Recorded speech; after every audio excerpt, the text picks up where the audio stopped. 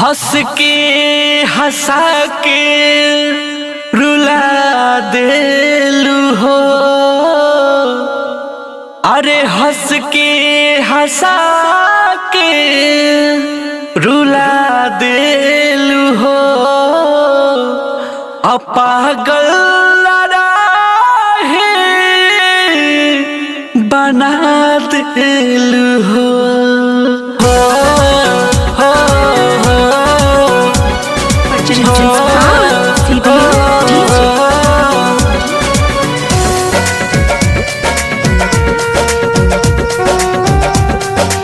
Music by Amit Singh.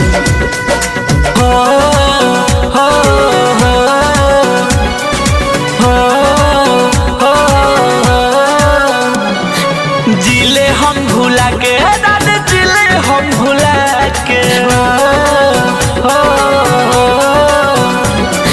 जिले हम भुला के दादा जिले हम भुला के जिले हम भुला के दादा जिले हम भुला के दिल में रहता गाती हलू दिल में रहता गाती हलू कोइलू रुला के जिले हम भुला के दादा जिले हम भुला के जिले हम भुला के दादा जिले हम भुला के। Presents by CBL DJ।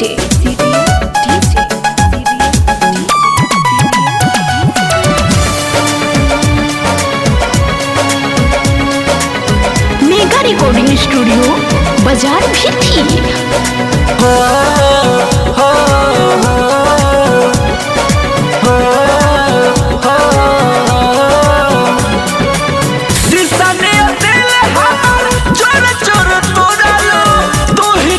फूल तू ही काटा मन चुभालू शीशा नियर दिल हमर चोर चोर तोड़ालू तू ही रहू फूल तू ही काटा मन चुभालू।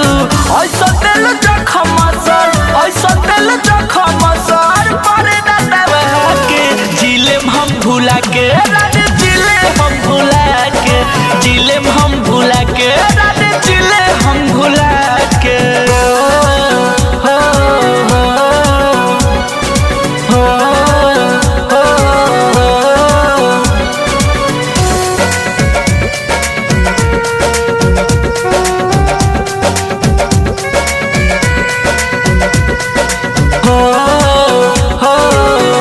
Presents by CBL DJ।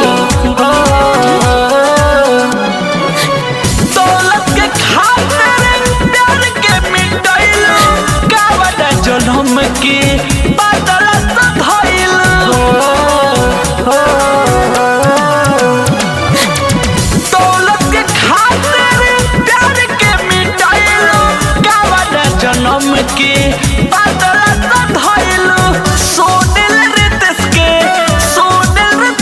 के जा खुश रहता के जिले हम भूल